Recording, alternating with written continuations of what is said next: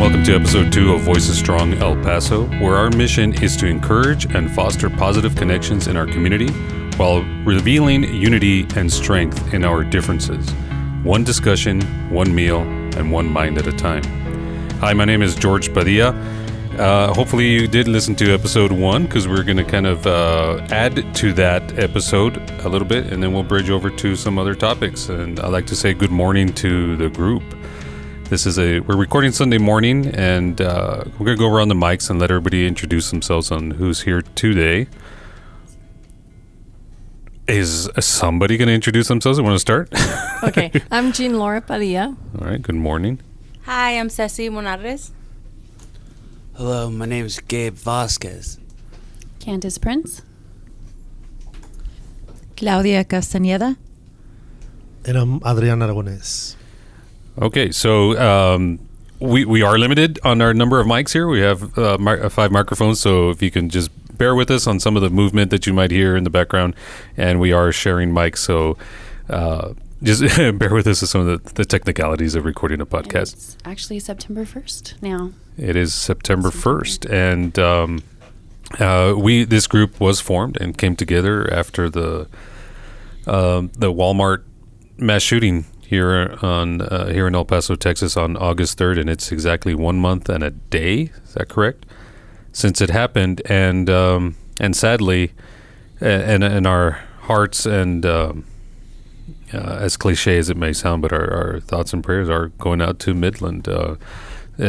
They just themselves are unfortunately joining this club of, I hate to even use that word, club, a group of cities that have experienced these unfortunate events. So with limited information still coming out at Midland, please know that you are in our thoughts. And today we do have 2 other guests, and Adrian, you're part of this group. You were here. You were part of the planning when we first got together, initially forming this group. So I won't call you guest, but you are a member. Do you want to tell us a little about yourself, or maybe what we did on the first episode was we shared what we experienced that day on August 3rd, what that day was like for us. Yeah, it's it's one of those things that's gonna, like yesterday, to use that phrase.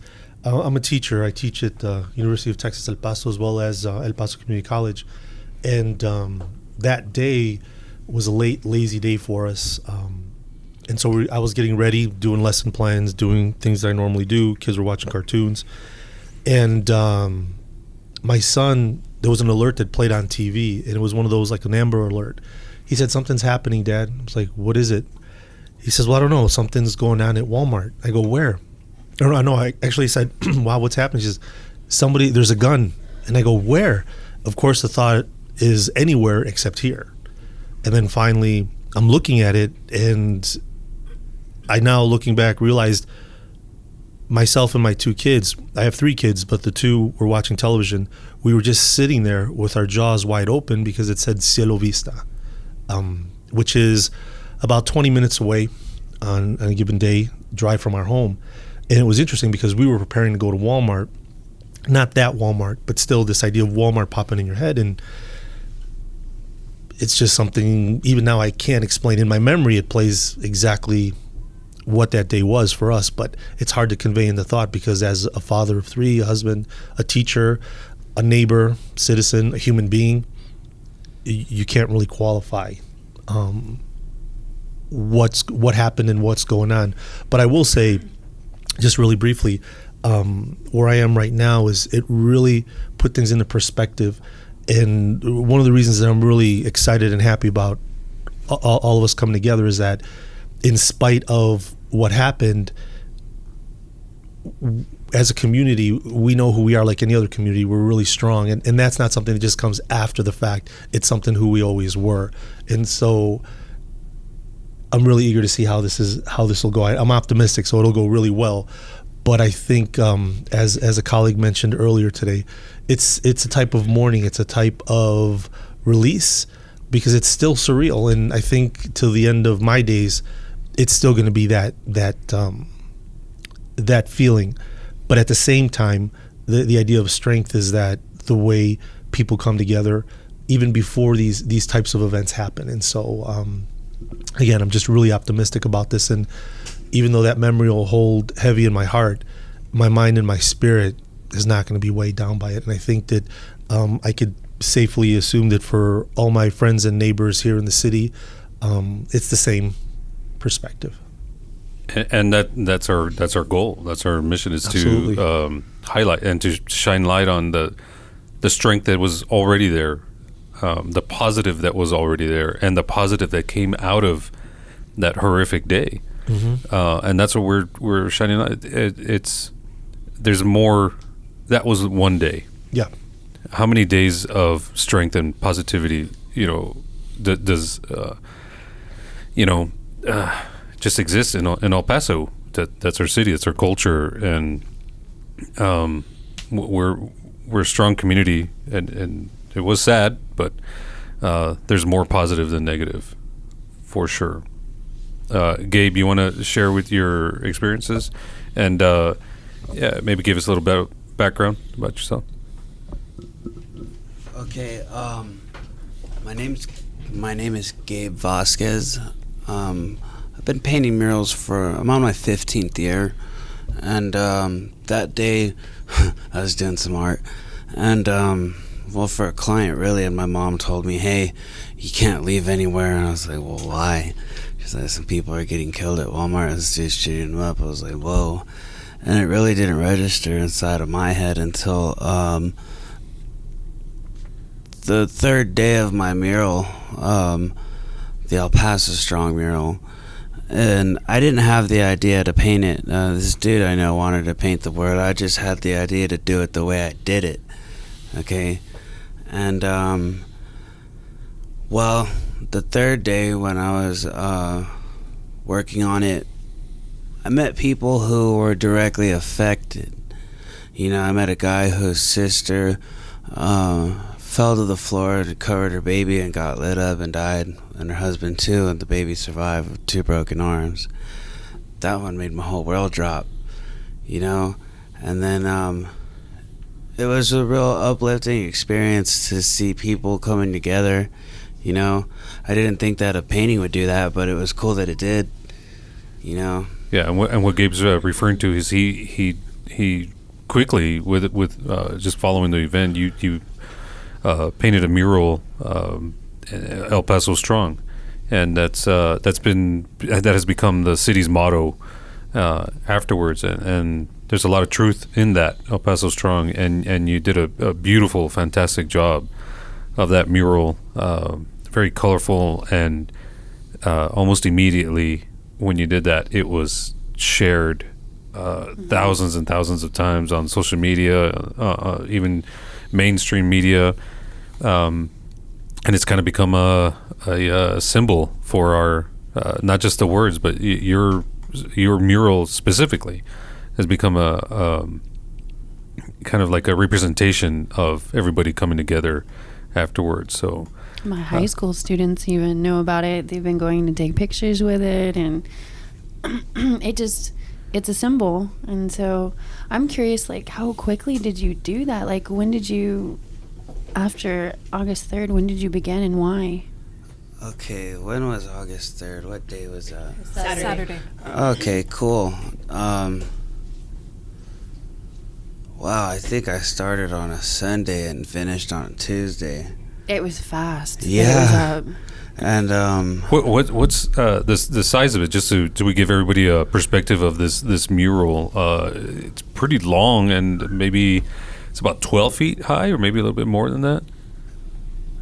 It's hard to say. I'd say it'd be at least a good 10 feet high, Right. And I'd say it's as long as a school bus. Yeah. Yeah, the first day I went there, this dude was like, yo, he's like, yo, you want to get El Paso famous? And I was like, yo, the last time that I did that, it was for painting a really gnarly picture of the Pope when he came to visit.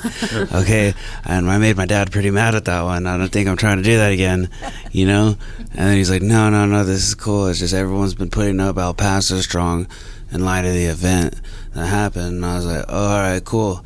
He's like, yeah, we'll do it like the billboard. It'll be white and orange. We'll be in and out. It'll be real quick, and everyone will be all over it. And I was like, well, that white and orange billboard's cool and everything, but I'm not trying to do it like that, bro. I'm trying to do it right. Well, the way that I do it. And, you know, I was like, yo, people died, bro. I'm not trying to just go throw something in and out real quick. I want to spill some big part of my soul on this wall. And I told him that I wanted to do the straight letters with the city of El Paso inside of it. And he was like, oh, no, that's a little bit too much right now, bro. And I was like, bro, I ain't scared of nothing. Stop it. And I went there the first day and did it with him and my cousin. And it was this dude's wall, you know. He had permission to paint graffiti on it for a while. And, well, I was like, all right, cool. Why don't you start drawing out the letters? They're simple. They're easy. It's not real graffiti, you know. And he started doing it, and he was having a hard time. He's like, yo, I can't do the S's, that. And I was like, all right, cool. Then I grabbed the can and ended up sketching the rest of it. And my cousin helped me fill it in a little bit. He did some of the sunsets. And then, yeah, that dude kind of abandoned me. The dude who gave me the idea for a couple days, you know, he blamed it on his daughter. You know, and it's cool, right? Your daughter's the main priority in your life. That's a good thing. It shows you're a good dad. Way to go. You know. And so the second day I come back, and yeah, this dude left me with his generator and ladder and all his paint. It was crazy. And I don't have a back windshield because I accidentally broke it doing some crazy things. And so the second day I come back, my truck was overheating, and it broke down twice on the way over there. I left at like 5. I didn't get there till 8 because I had to wait for it to cool down. And then when I got there, I was like, great, my truck's not going to work anymore. And I pulled up, parked it, and I told my dad, all right, Dad, yeah, I'm going to just stay here and get it done. And I'm going to drop my truck off at the mechanic who's like a mile away. Cool. And then so I started working on it. And then that was in the nighttime. That was when the dude whose sister, you know, sheltered her baby and died. That's when I met that guy. And at that point, I was like, whoa, this is a pretty big deal, you know? And I was like, well, then I guess I'm just going to sacrifice my sleep and just work on this until I'm done then. I mean, my truck's already not working, so yeah, sure, you know? And then my knees just became inflamed. I ended up getting an infection. I couldn't even bend it. I could barely even walk. It was crazy. I was crying half the time I was painting because it hurt. Because I got in a motorcycle accident in July, and the cut from that got infected. I think it was called septic bursitis, and that particular thing, you're at risk for a lot. And but you finished anyway. Yeah, you know, and all these news people came like, whoa. And now I realize why there was so many news people there. The president was in town, you know, so that's why. Yeah, and that says a lot. You said you changed your reason for you want to put your soul into that mural, and then you said that you're afraid of nothing. And I think that kind of defines our attitude.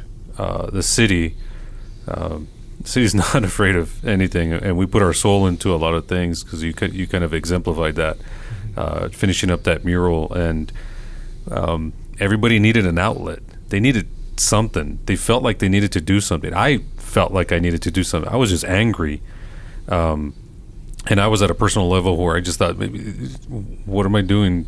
What am I doing? I want to do something. I want to take action. I don't want to just say words and then move on.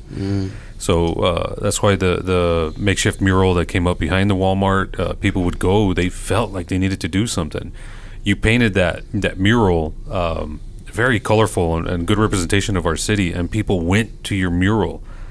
They're physically wanting to do something, and that's kind of how this group came together, is that we wanted to do something, and we didn't want to take a negative approach, and we want it to be inclusive and include a lot of people into our conversations, to show and not a redefining of El Paso, but just showing a matter of fact of who we are as a culture. And your mural and the mural behind Walmart and a lot of other artists, and so that's their action. That's doing something, and there's a vast majority of El Pasoans that want to do something. They want to take action, and hopefully we can bring them into this conversation that we're going to continue to have with Voices Strong. So, Gabe, thank you for coming today. I forgot to say that thank you at the beginning of our conversation, but I really do thank you for coming in and sharing your experience and your dedication to that mural, because maybe indirectly, I mean, you felt it that you wanted to finish it, but indirectly you inspired a lot of people, like Candy said about her students going over there and taking pictures of it, and like I said, very it's shared quite a bit in a lot of mediums. Mm-hmm. So thank you for that. I think people don't realize that there's or maybe they do, that there's power in art, and that's something that even, you know, if you come and go, or if you move cities, that's still going to be there, and that's still going to be a symbol for people. And so there's a lot of strength in artwork, because sometimes an image says what our words can't. And did you realize that was going to be as strong as it was for people, or are you still trying to take that in? Well, I realized it after I finished. But not during? No. Well, actually, kind of. You know, I think it was when my family came to visit me that it sunk in. Yeah. You know, because doing what I do, it's very hard to make it or be successful. Mm-hmm. You know, I don't know how my family could maybe have faith in someone who's spray painting on walls. Yeah, but it makes a difference, you know. So was it worth all the pain? Yeah, definitely. I could have lost my leg, mm-hmm. but I didn't. Yeah, I think that's always a plus. I think the one thing that struck me when you were talking is that you could have done it quick and dirty, but it wouldn't have done justice to those people and everything that they were going through. So if they could go through what they went through, then you can go through that bit of pain for those couple days. And I'm glad that you didn't do it quick and dirty, and that you gave it the service and that it deserved. And you had that focus. I mean, even your physical pain, and then the issue with your vehicle, and and your partner having other priorities at the time, having to leave. So with all of that, I was a wandering mess afterwards. Like, and I've talked to people since then, and they just didn't know what to do, how to, because this hit directly home. I mean, we're 10 minutes away from that Walmart, and we've gone there. That's just a normal place everybody goes to. So it hit home, and afterwards, I don't know, it was very surreal afterwards, and I noticed that in people's faces when I talked to them afterwards. It's just this kind of like this stupefied, cloudy, cloudy head kind of moment. Just like you're wandering around blindly, like, what do I do? Yeah. Like you want to turn time back, but you can't, and you don't, and it's very difficult to figure out how to respond to it. How do you voice your response to it? How do you mentally respond to it? So it was very honestly difficult. I can't believe how quickly you did it. That was amazing. As large as that mural is, that is amazing to go up just within those few days. You mentioned you mentioned that you've done other murals. Are there others that we would recognize now after you've done the El Paso Strong? Well, none on that level, but I'm wondering about that one. Yeah, I've done another El Paso Strong on 211 West Jandel at the Cadence Lending Group in their parking lot. And right now, like when I leave here, I'm gonna go to 2260 Joe Battle, and I'm doing El Paso Strong on 2 semi-trailers, and it was cool because I had a scissor lift until I didn't, and now it's hard. Yeah. So the one that got real famous, where's that located if people want to go see it? That one is at the name of the business that it's in their parking lot is called VMAC. Uh-huh. You know, like VEMAC. It's on Cotton in Arizona. Okay. If you get off the freeway and head towards Arizona, it's gonna hit you right in the face. Did they give you permission? Yeah. Okay. It would have been cooler if they didn't. So, are you are you for hire if people ever want to like have murals done, or how's that work? Yeah, always. You know, I have a long list of things to do right now that happened because of this. Okay. And you know, you can contact me on Facebook under the name Gabe. And then the last name is real, like keeping it real. Okay. Okay. And then on Instagram, you can find me as Darth, like Darth Vader, _ grenade. Okay. Mm-hmm. Do you think after that mural, after talking to that family member that went through that, you said that it changed you? Yeah, it was like, whoa. It really like opened my eyes to what happened. To make it more real. Yeah, because like when it happened, I was like, whoa, that's crazy. But when I met people, that was when it was even crazier. Yeah. Yeah. Hey, Gabe, I just wanted to touch base on two things. One is, and George already touched up on it, this idea of you weren't afraid. And I think that, as was said already, is a good way to demonstrate what the city is. I grew up in Chicago, and so there's a lot of cultural translation that goes on. And I don't mean that in a negative sense, it's just people are not familiar with El Paso. And so I tell them, El Paso is a large city. It's a metroplex that connects to our neighboring city, Juarez in Mexico. But if you know, El Paso to me is like a big town. And when I say that, it's not in a negative sense, is that people know each other. So like I said, that morning I was going to go to Walmart, not that particular Walmart, but if you say, oh, I'm going to go to this one, you know, and I know my friend goes there, and people are connected directly and indirectly. And so when you said about being not afraid, I think that that's a really powerful thing that ties in also to this idea of how you do your art, where you did your art, and the way you went about it. The fact that you wanted to do it a certain way, as Candy said, you didn't want to do it quick and dirty. There was something about this that you wanted to do. And for me, I think that's another aspect that's important, because people who are not familiar with, as I define urban art, street art, there's this stereotype that this is all negative, and that people who do it don't think things through. And just to hear you, for me, I'm a big fan. I'm a big fan of the work. I'm familiar with your work. I like it a lot. So just to put that out there. But hearing you say, well, this is how I wanted to do it, this was my plan, to me is no surprise. So really I'm mentioning this, and people who hear and say, oh, graffiti or this type of art, it's a negative association. But the fact that you went about it shows what a lot of people already know. This art form is not anything that's degenerative. I don't even view it as a subculture. It's in par with anything you would define as mainstream.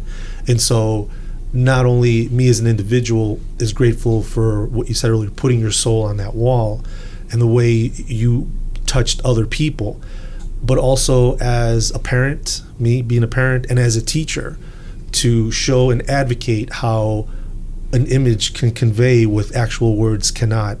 And to me, that is, again, bringing this idea back of who we are as a city, as a people, as human beings. And really just kudos, man, what you did. And I wish you and other artists that are doing their thing to keep doing it, and that people have an open mind to the art form, because it is not something that anybody can just pick up and throw. It's like saying, well, I could just be a William Shakespeare, or I could be whomever.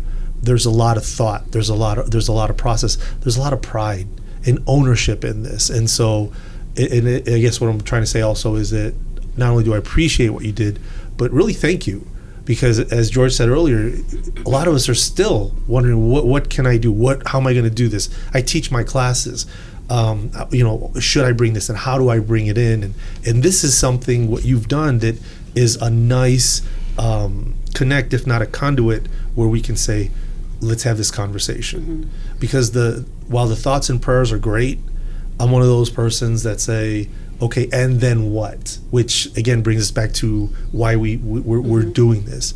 So from this side of the table to that side of the table, a big hug, un abrazo, carnal. I think you killed it, and it's just a wonderful thing that you did. But I think that you hit, not that you haven't recognized it, but for what it's worth, you hit this on so many levels. That's just some deep stuff. It just kind of everything lined up, timing, everything, the colors, the imagery of it, just brought everybody together, and that's what we're concentrating on is bringing together, like Adrian said, about conduit, connectivity, connection, people. So before and after the event, I think we were our city was used politically. Taking advantage of maybe some kind of a social fault line, trying to get that to slip and create, us and them, and then your artwork and different things of our culture in our city keep that fault line from slipping. It's a glue, and it kind of makes that fault line disappear. And there's a lot of that in our city, in our culture, and food is a big one. This morning, our group, we got together. We had menudo for breakfast here. It's fantastic. It's a Sunday morning. How do you not have menudo in El Paso? So it's not for everybody, but it's that glue that keeps that social fault line from slipping, and I think it's important that we focus on those things and highlight the glue and not the issues that would make that fault line slip. Yeah, I just wanted to add too, on a side note, along with what Gabe's work is and what it's doing, to this idea of the strength that's here. I remember reading in the paper that there was a group of people in Juarez, the day that they found out. They held a prayer vigil. They were singing songs of empowerment, all the while facing El Paso. That got me. That took me out. That's just, again, this is, if you're being from here, and again, this isn't to draw a type of divide to further this idea of a fault line, but rather to show the connectivity and the strength that's in this area. And people who are familiar with El Paso Juarez, aside from the geopolitical lines that are drawn, so to speak, the culture and the people and the idea and the love is fluid in how we see each other.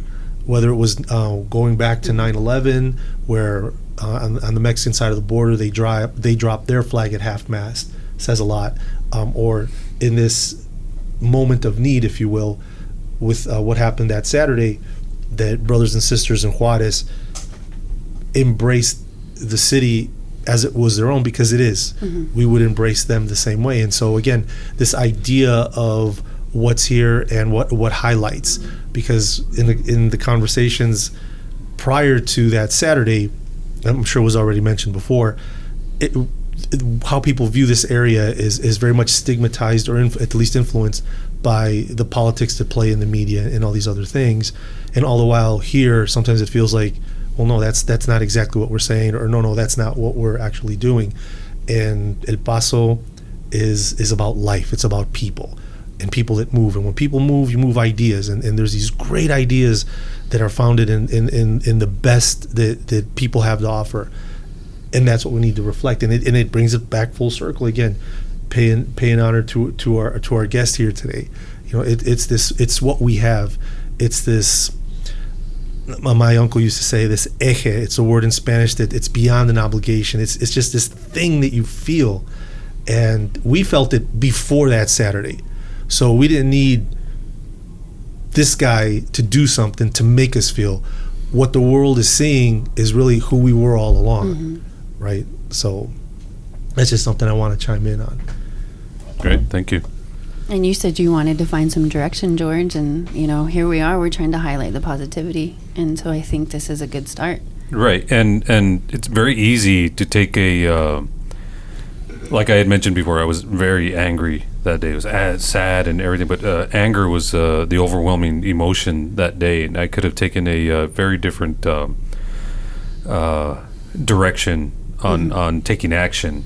I could have just highlighted all the negative of a certain group or political, social sides. But what's that going to do? What is that going to do? Right, and I'm glad that our group came together and we met and we kind of talked this out because I needed an outlet for sure. I'm very passionate about my city, so for something like that to happen, it was. I needed to do something, and this is I believe the best type of action to take, and that's highlighting positive. Well, and so anybody that's listening as well, I mean, I know that other people are still grieving.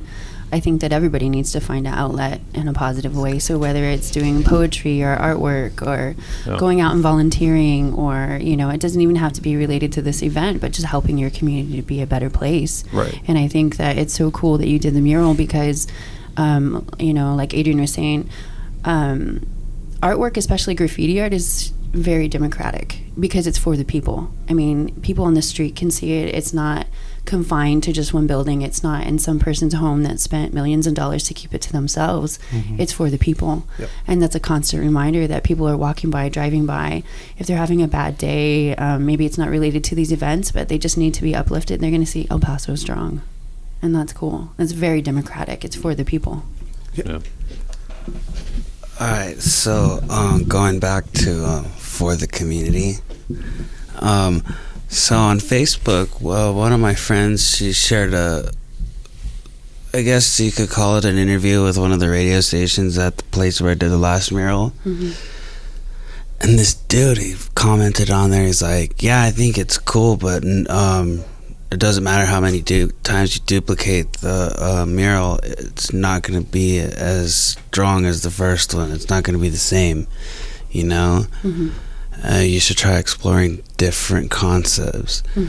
And I kind of took that one to the heart, and I told him, I said, hey, bro, I'm painting this specific mural concept the way that I do it because it's an iconic mural to El Paso that symbolizes our unity. It symbolizes healing. I'm sorry.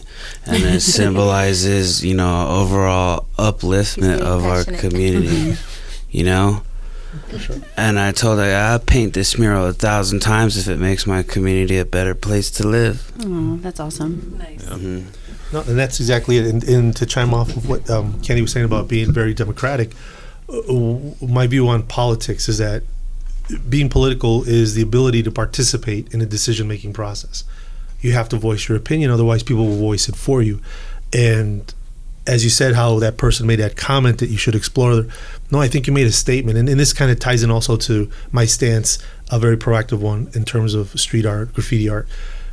One of the things that people can overlook sometimes, and again, that's just my opinion, but what's overlooked is that when an artist puts something out there, that's ownership. I mean, if you want to talk about really saying this is mine and I accept not only accountability and responsibility for it, but this is mine, that's what you did. And you did it that way. And you can, I would argue that person the other way. If you could make all the variations, nothing is going to stem from that one.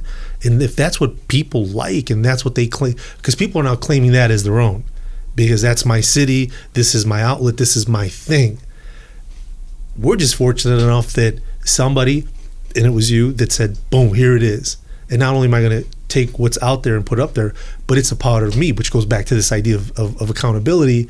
And again, being political, not in the sense that you're taking a side with, this political spectrum of a left or a right, not at all, but this idea that here's my voice and all these other voices, and this is what we're saying. You can like it, you cannot like it, it's all good, but nobody can deny that you are making a statement and that many people are gravitating to this thing. So to that brother or sister who said that comment, mad respect for having an opinion about it, but I think they proved your point. Because it caused a response, right? It could be either visceral or whatever, but it caused a response.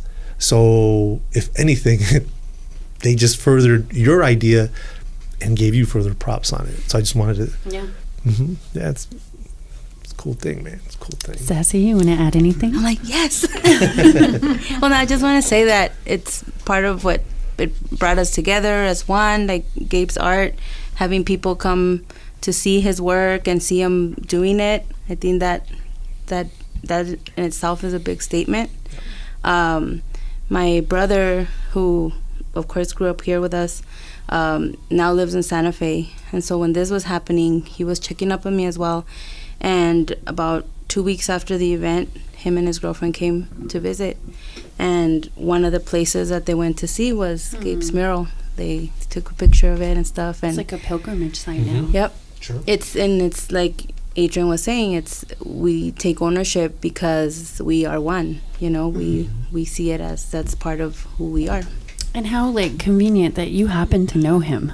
Like you're the one that reached out to get him here. So thank you. But that goes back to I'm lucky.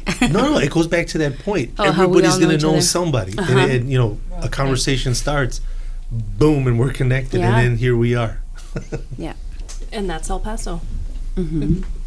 And one thing I wanted to ask, because after you started your mural, I noticed some other, really well-known local artists, like Tina Ortega, Diego Robot, others went out there and kind of did a similar thing. Or did they go out there to work with you, or are they trying to collaborate, or other artists in the city?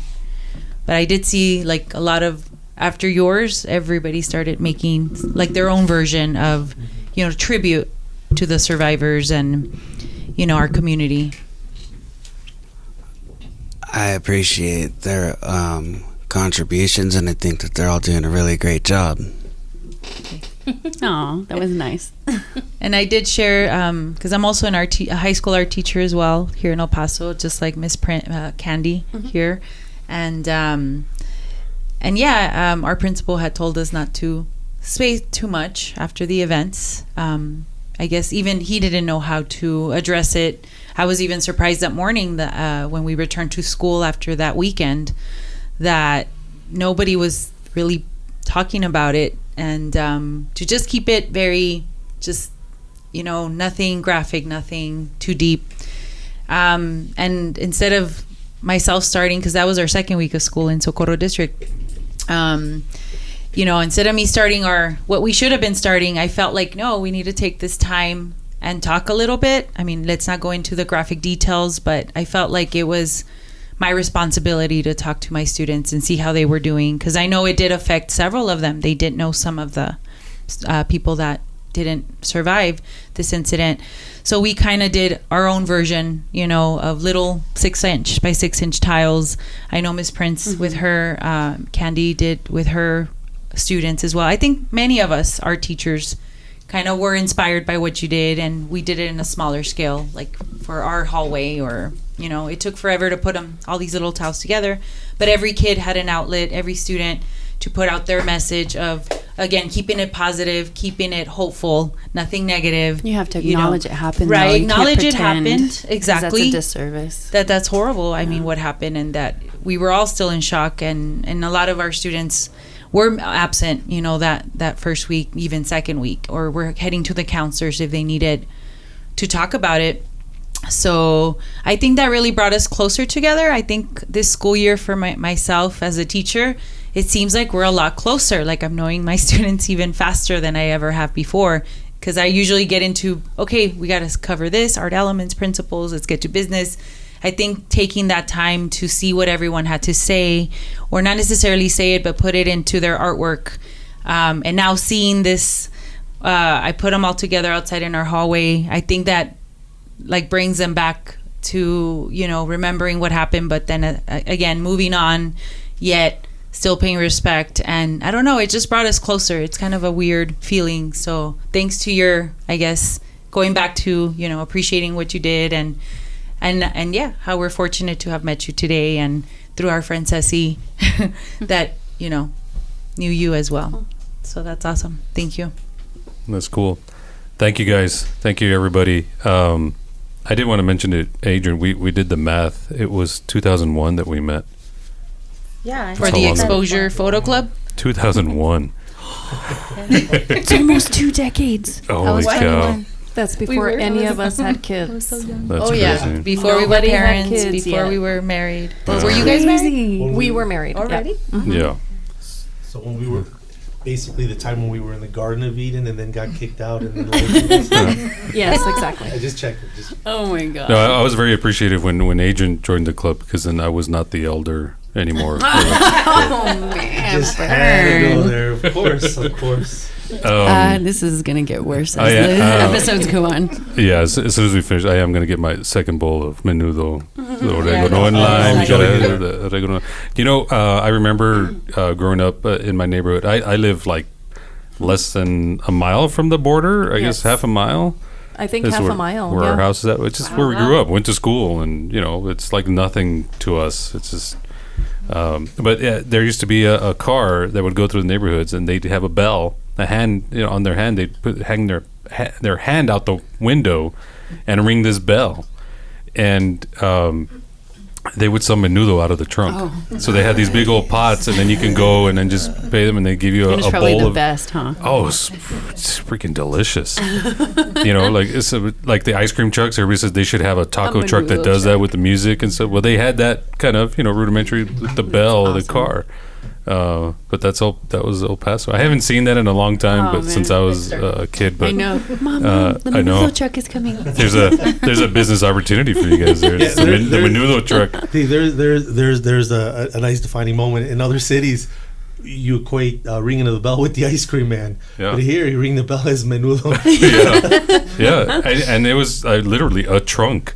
You'd go out there and they open up the trunk and they had these big old pots of and it was still hot. I don't know how they kept it hot. Yeah.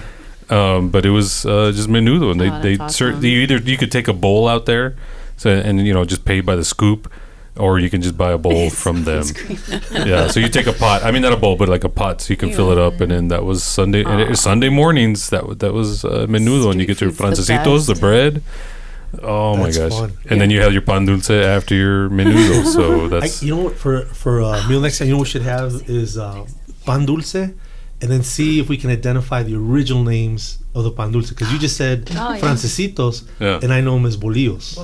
Bolillos. Okay, well, yeah. There's No, it's That'd all be a cool history yeah, thing. Yeah. yeah. Well, hey, George, good idea. get That's out. our episode 3, everybody.